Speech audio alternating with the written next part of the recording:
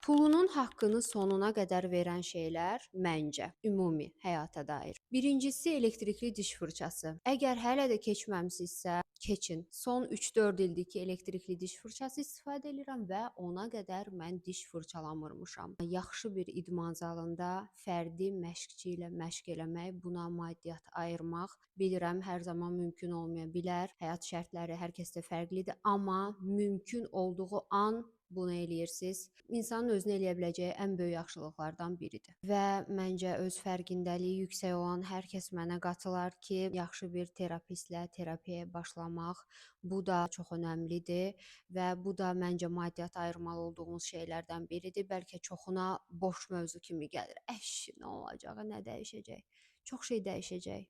Çox şey. Və son olaraq buna əlavə eləmək istəyirəm. Təbii ki, bu individualdır, amma məncə yaxşı bir qarderoba yatırım eləmək özgüvən gətirir.